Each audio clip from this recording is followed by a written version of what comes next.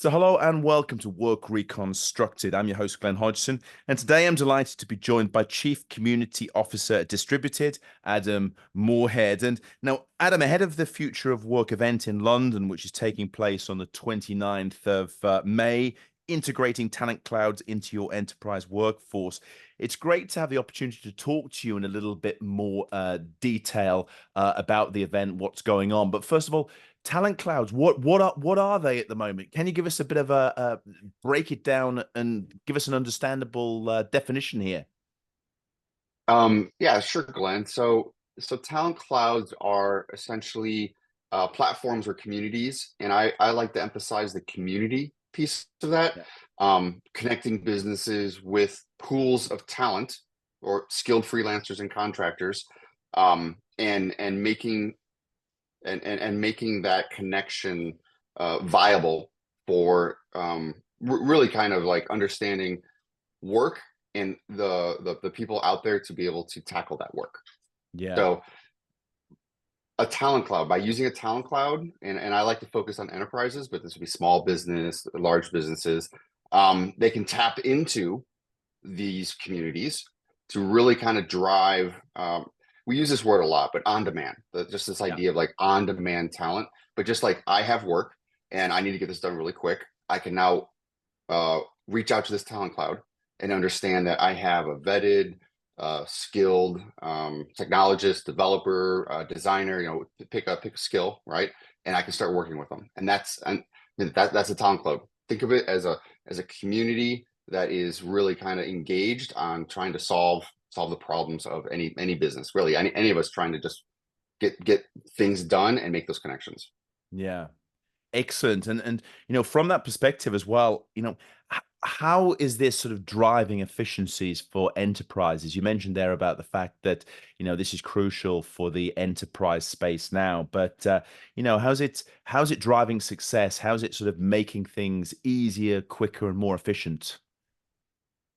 Well, I mean, it's about scaling, right? So anything anymore, it's about scaling. It's about finding the talent, right? So we obviously have a large issue around the technologies moving faster than Mm, the individuals understand and can learn the technology, right? So this allows for a rapid response to that. It's a way to find those skills quicker, but also to communicate out what's the desire, what's the need. And so now with talent clouds, people can upskill, reskill, side skill, and then for a business, they can now tap into that really, really quick. mm. I would like to say it's a way a company can respond really fast to market changes and really to project demands. Yeah.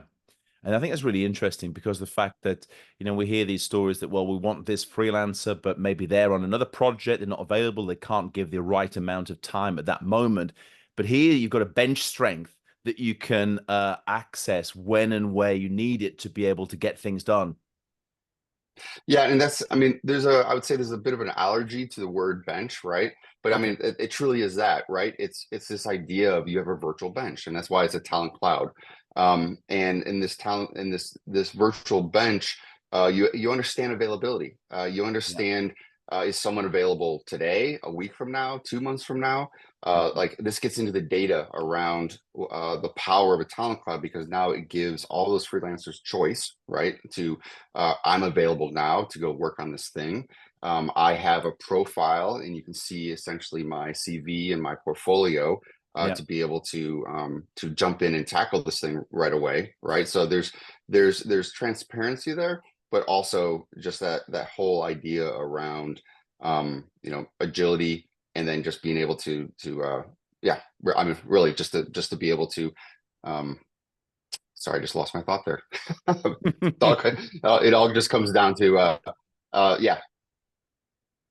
But that's the thing as well, and I guess it's also linked to the fact that individuals are available, the teams are available as well, and you do that pre-vetting process as well, so you know that they have the skills, the knowledge, and the expertise to be able to deliver for that partner, that company or organization. So therefore, you take the pain and the leap into the unknown out of it, I guess, as well. Right, and this is where the platform comes in. So distributed from a platform view, and there are other platforms out there, Yeah. and the different platforms are going to be focused on different areas. But this is where the platform is now doing that vetting, right? So there's some process around um, individuals coming in. They're getting vetted. There's an understanding of their skill sets from a distributed point of view. Yeah. That's what we're doing, right? Right. We're understanding language skills. We're understanding technology skills. We're understanding personality and things that go into creating great teams. Okay, but Yeah. every platform has their own vetting process, and many of them are bringing in AI now, right? So Yeah. leveraging essentially technology to say, hey, we know that these are the best individuals in the talent cloud to essentially tackle the work that you have. But yeah, that's where the platform side comes in, Yeah. and working with, I would say, reputable platforms that are doing these things, but also doing the security checks, doing the background, Yes. really understanding that those IDs are understood, right? Mm, yeah, I think it's crucial because curating the talent as well, because no one, particularly companies big and small, but particularly the larger enterprises, they don't want to have a potluck approach to this kind of thing in terms of bringing in open talent. They want to know it'll be able to deliver the results that they need on budget, on time, and all the things that are necessary. If not, they're gonna be the ones carrying the can and look bad within the organization. So you're taking the pain and the insecurity out of the out of the matching process as well there. Yes, yeah, exactly. And from that, you then get these efficiency gains, right? Yeah. And I think the thing here is in I would say in the town cloud space, there just needs to be much more awareness around in small business, large business around like those. What are those gains? Are they tangible? Can I see them? Can I feel them? Can I understand them? Can Yeah.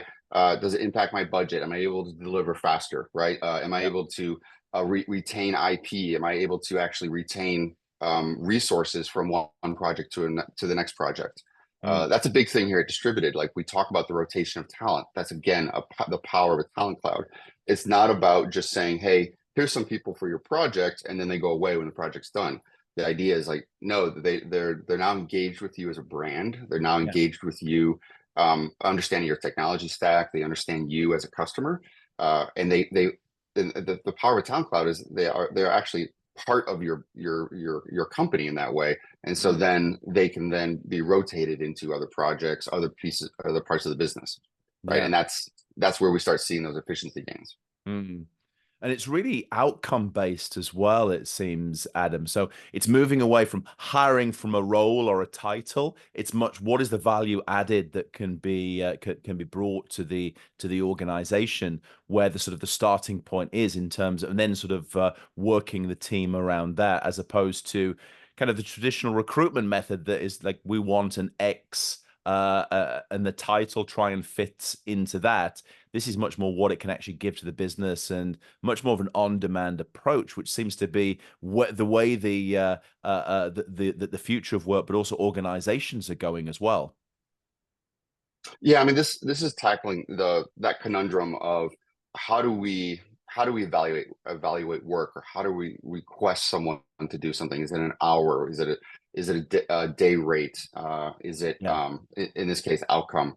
And I'm a big fan of the outcome, right? Because especially with a talent cloud, you can then essentially associate level of effort with like requirements and the payment that goes with it, yeah, without saying this needs to be 6 weeks at a day rate of X, and then you're not really sure if the level of effort's actually being tied to the actual deliverable, right? So, yeah, and the key thing here is it's communication, it's understanding scope, and it's like those things can be hard. They feel hard, but they don't have to be, right? It's just yeah. being very clear on this is what the ask is. So outcome-based approaches really focus on results, right? And we Mm, want those delivered in a time period, right? So it's not about the hours. So the benefit to the freelancer or contractor is, it's they can be more efficient, right? They mm, understand what they have to do, And now it's like, I know this has to be done, which then of course works with the customer's timeline, right? Yeah. To say these specific things are done at this time, keeps projects on time, hitting milestones and those kinds of things. So it Mm. really encourages productivity and innovation, and by really kind of aligning the incentives with the freelancers and goals of the business. So Yeah. I definitely think outcome is the way to go. Yeah. Now, I hear, or I'm in a lot of conversations, and we're working with a lot of customers to focus on outcome, and it is Yeah. working. But again, it's a mind shift, right? It's that mental shift to actually get in and start Yes. saying, how do I move from the way we're used to working, hourly day rates, into outcome? Mm, absolutely. One of the things that this also ties into the element I've been hearing a lot recently with enterprises saying that, look, we're a big organization, our timelines may slip.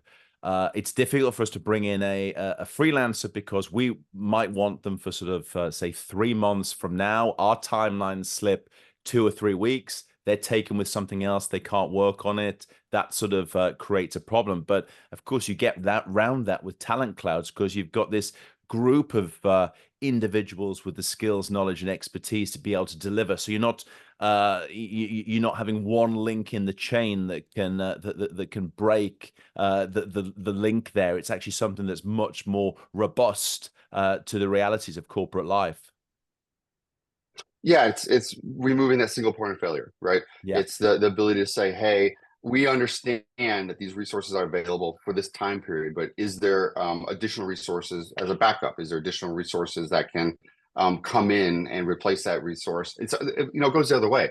yeah, Also on the resources, that they may be going on vacation, they may have certain things scheduled, right? So it yeah. provides, I would say, the freedom on the freelancer to work the way they want to work, but also works with the business in understanding, again, those deadlines and things like that Mm, around outcomes. So yeah, no, I mean, I think it really does, um, it just makes things, I would say, much more clear. And I think that's the message we have to get across to everyone, is that understanding just the simplicity of communication can make this whole process much more clear and easy to engage with.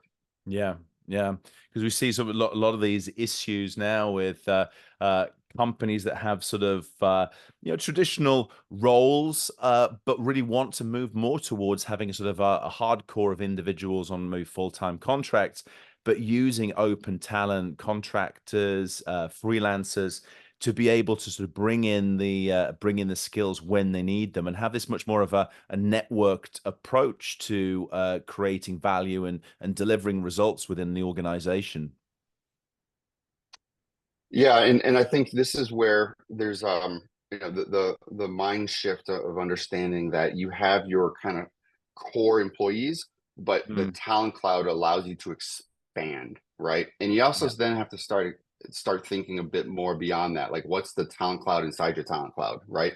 yeah, Okay, now you can start saying, okay, what are the different groups that are in my talent cloud that allows me to expand beyond the walls of my business, right? But yeah, they're still part of your business. And that's the thing I want to get across on talent clouds. Talent clouds can be very integrated into your brand. Okay, they can be very integrated into what it is that you're going to do, what you're tackling. So it's just not about distributed talent cloud. It's not about X company's talent cloud. It's about mm, you as a business. Put your brand name in front of talent cloud, right? And so now it's about your brand. It's about them rotating on different projects within your business, and then saying, okay, well, how do we then specialize in certain areas and bring yeah. in more individuals? It doesn't always have to be, say, technology, right? It could No, be no. things around content. Could be other areas that you bring them into the talent cloud. And that's really, for me, the shift, right? This idea that any business could be, hey, we have 1,000 employees, we have 500 employees, but with our talent cloud, we now have 5,000 or 1 million, right? Yeah. Because you now have access to these individuals, because you have a way of working with them. Mm. And I think the mindset shift that you talk about there, Adam, is absolutely crucial to this because it's not having these hierarchies and silos of full-time employees are here, then we've got a few of these independent contractors, freelancers, and they're almost like different tiers, almost second-class citizens, and they can't have full access to the knowledge and the corporate setup. this is the opposite. To get the full results, they need to be integrated into the teams and utilized as such. But of course, the leadership needs to be able to manage more of a coach this kind of networked and fractional roles, but also how to get the best out of them and integrate them as all part of the whole. So is this mindset shift, which is an ongoing process, I guess. Yeah, it is. And so even at distributed, this is one of the things that we've implemented over the past year. And this is again embracing this idea that we're all part of this community and we're all part essentially of the talent cloud. Yeah, So we have full-time employees, we have contractors, and then we have our elastic team community. And so yeah, that's our talent cloud, right? And it was like, well, why do we have different groups, right? And so really it just comes down to what's the kind of the engagement model contract that we actually have with that user. So we bring everyone in inside distributed and make them feel like they're part of the business, right? yeah, And what's the contract we have with them essentially allows the type of, I would say, access, right? yeah, So I have people that I work with every day. They are actually a freelancer, but they feel like feel like they are part of the team, right? yeah, And completely. they would feel like a full-time employee, right? So there isn't removing those barriers of like, I'm an employee, you're not an employee, right? The Yes. idea is that like we're all on the same mission to deliver. We have just certain types of contracts that allow us to understand connections and understand security, understand those kinds of things. And this Yeah. allows us to have essentially members of the team that are all over the world, right? Now Yes. some countries have different rules and regulations, right? So they can't ever be possibly a full-time employee, but Mm. in a label sense, but they can be full-time contractor with us, right? Those kinds of things.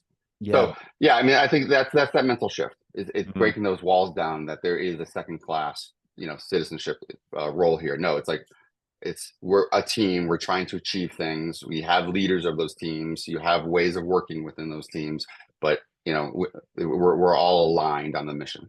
Yeah. Fantastic. This is really good to know, and it's something is adapting to the needs of enterprises, but also the needs of individual open talent, which is becoming more sort of flexible, demanding these kind of portfolio careers, if you want to call it that. So it plays to their strengths, given the fact that there is such particularly in the technology sector, and particularly here in Europe, there's such a massive shortage of the knowledge, expertise, and talent that's required. Well, yeah, and that's the thing. Like this for me. This is I put this in the innovation bucket. This Yeah, is the ability to reach out to again a platform, community, a talent cloud to say what is it we now need to go learn. What do we yeah, need to understand? So we're obviously right now AI. So the ability, like many businesses have no idea what to do with AI right this minute, right? And individuals, many of us as individuals inside of business are out there doing things and learning, but it isn't necessarily a collective, say, mission inside a business, right? yeah. And this now allows you to tap into talent clouds to learn what it is you need to learn, right? And say, okay, you understand AI. Can you help build this thing? Can you help us move forward? And then that essentially that knowledge share is the power, right? And Mm. that's really where I'd say it benefits the individual in the talent cloud, right? Because they now understand what they have to go learn to essentially be successful, and then from the businesses to actually learn from them. Yeah, absolutely. And what does the future hold in this sector? I mean, we see already such exponential growth in terms of the way companies and organizations are adapting to more of this kind of model. What do you see sort of on the ground and taking us 6, 12 months ahead? So as you can tell, I really believe in this model. I've been Yep, doing this for a while, and it's not. I mean, I believe in it so much that it drives me, keeps me moving forward, right? Even when there fantastic. are hurdles. So I think the key here is awareness and building trust. So it's just does a talent cloud is it trustworthy, right?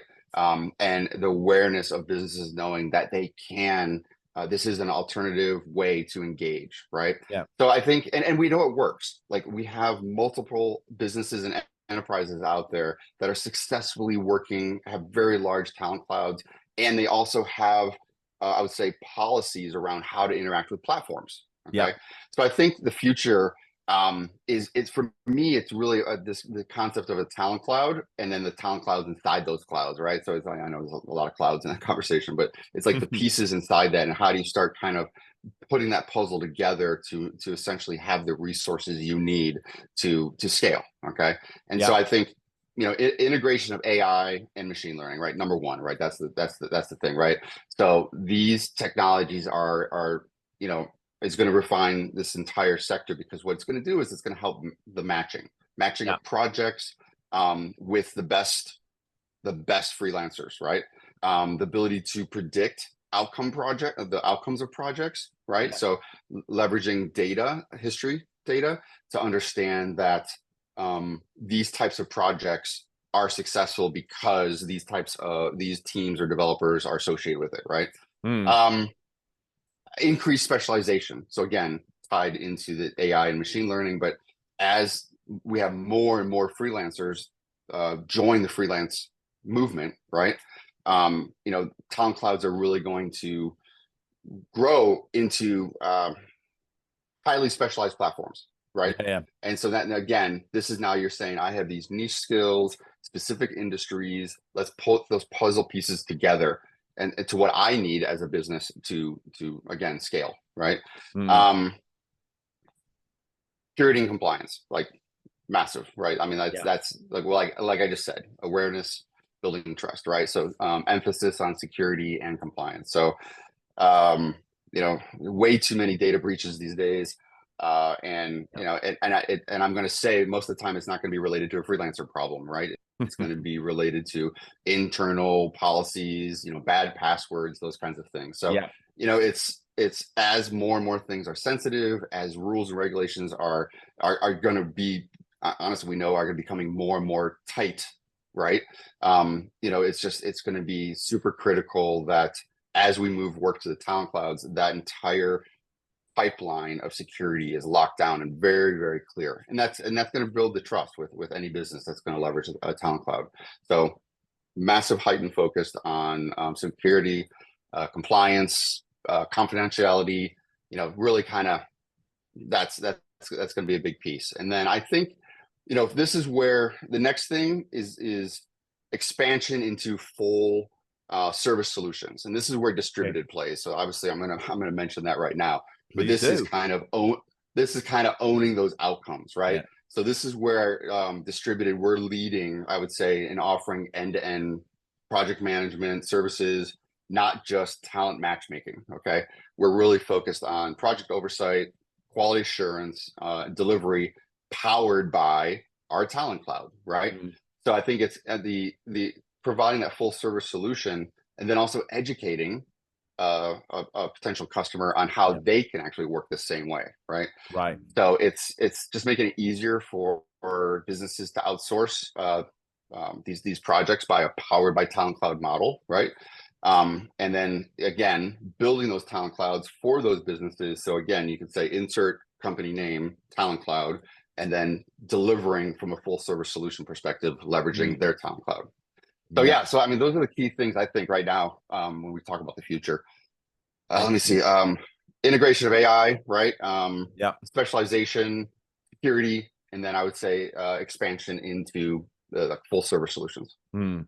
Well, fantastic, and we really look forward to hearing more about this on the 29th at the event in London, and also hearing some of the real life case studies as well, which are ongoing. And I think to really get from the theory to the practice is a crucial element of this, and see how it works, and give the examples and the blueprint for other companies and organizations, how they can utilize this to get the most out of the setup.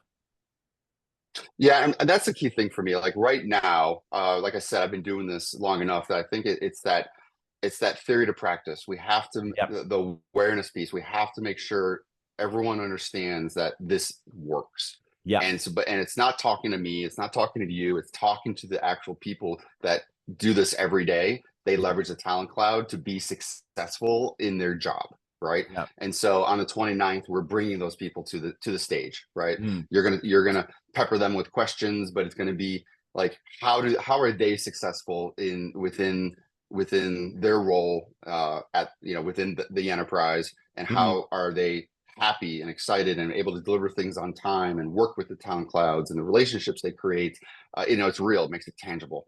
And that's my goal on the 29th, is that anyone in the room to really bring that awareness to say, why am I not doing this, right? That's, I mean, I want that in the room, is like, okay, Yeah. Yeah.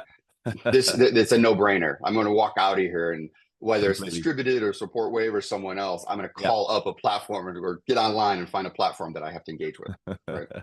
That is certainly the goal with it. Well, Adam, it's been fantastic. Thanks for sharing a few of the insights here, and let's revisit it afterwards as well to be able to look at this in more detail. But really appreciate your time today, and look forward to the further discussions at the end of the month.